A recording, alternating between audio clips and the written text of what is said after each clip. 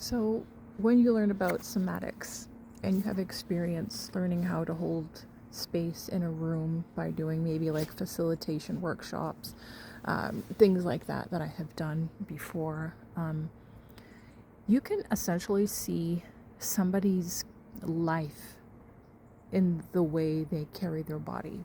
You can see the patterns in their relationships. You can see the strengths and weaknesses in their personality in an instant.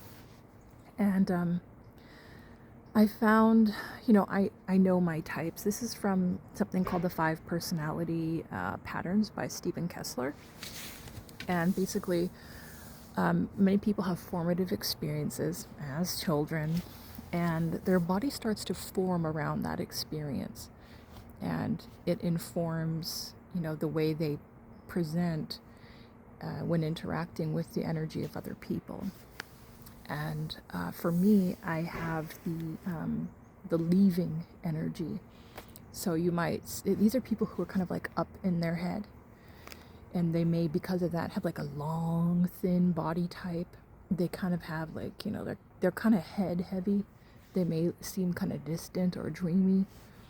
And these are people who learned that when too much energy comes in, you're gone, right? This is like dissociating.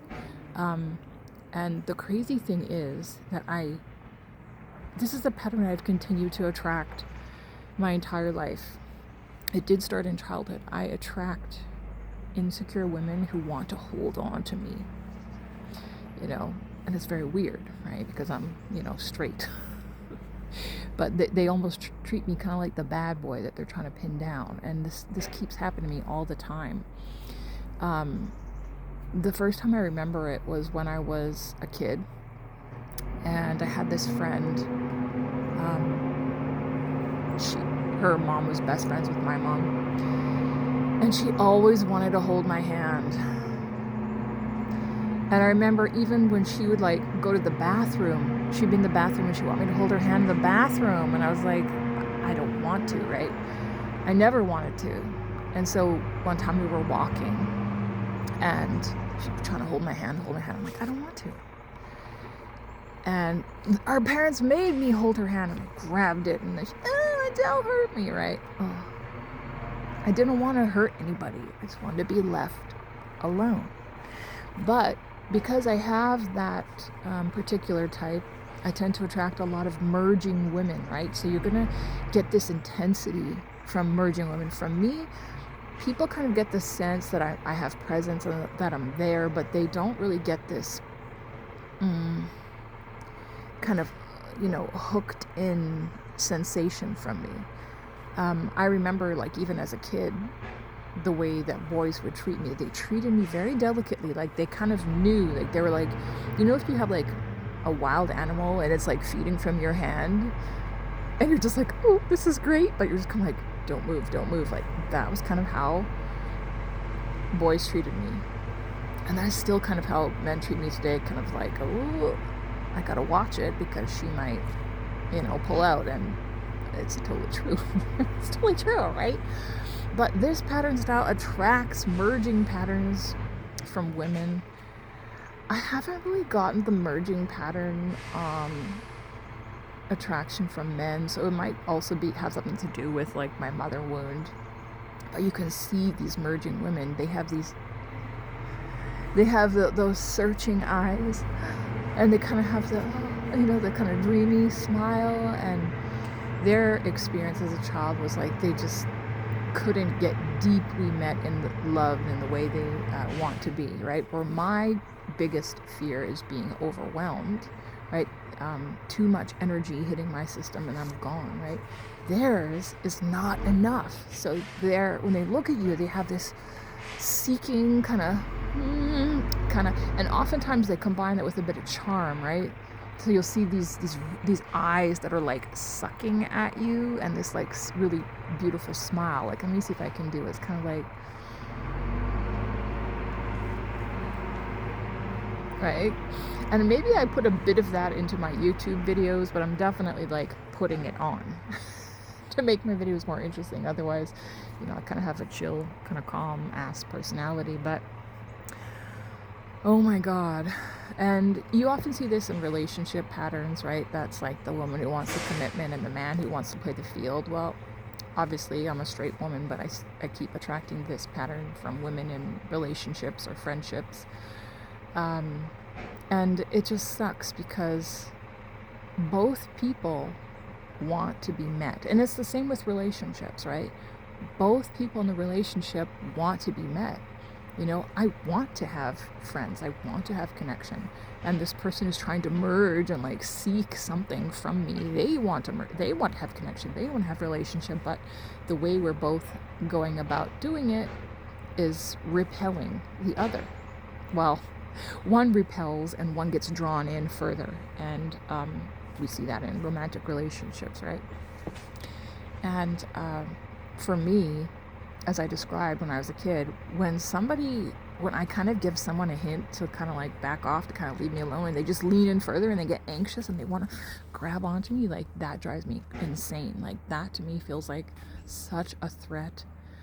But I have to just like calm myself down, but like I really need to get myself out of the situation and stuff like that, you know? Like it's honestly like the worst feeling. I just feel this like tightness in my chest, and I feel like I'm in a box and I need to escape and I need to run as far away as possible, which of course triggers them more, right? Oh no, no, no, no, no, no, no, please don't leave, right? Oh my God.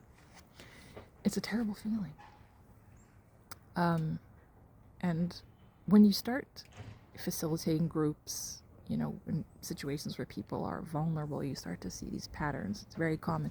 There's other types of patterns, like, you know, there's some people who are very stubborn and very stuck and very solid. And, you know, that can attract someone like me who's like up and gone. I'm like, oh, grounded, right? That's great. But then, you know, problems arise.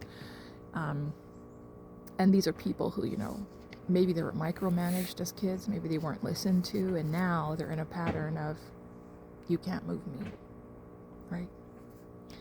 And the thing about these defenses and these patterns that we develop is that they served us once, but most people don't examine these rigidities in their life, and ultimately, the best way to be is to be aware of when you're getting into a familiar pattern, and to be able to shape shift in the moment to create the desired relationships that you would like, or even just to be the person who you want to be. And even just noticing how your body starts to fit into that pattern and snapping out of it for a moment, right?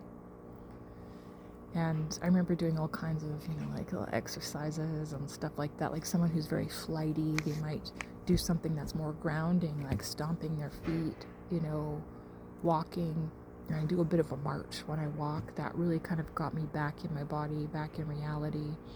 Someone who's very grounded and heavy, there's some little things you can kind of do that are interesting, that give you a sense of levity. And this is all about seeking balance in life. Stuff is like very fascinating to me. And it also scares me because I have been working so hard, and I have been so aware, and I've had lots of time and money that I've been able to put into these practices and studies, way more than the average person would ever be able to or actually want to do. And I still struggle a lot. So, I mean, maybe this is just self-help, navel-gazing, fun. But, you know, even if this allows you a bit of distance in your response time so that you're not reacting immediately out of a familiar place that's not creating the results you want in your life, that can be so beneficial in itself. And I will admit that has saved me a few times. The ability to stop, step away, and not immediately react. Because I'm like, I'm going to that place. You know, like the Hulk is coming out. You know, you can start to feel yourself, And you're just like, no, I need to, you know, get away. So it's kind of what's on my mind today. I just wanted to share. Thanks for watching.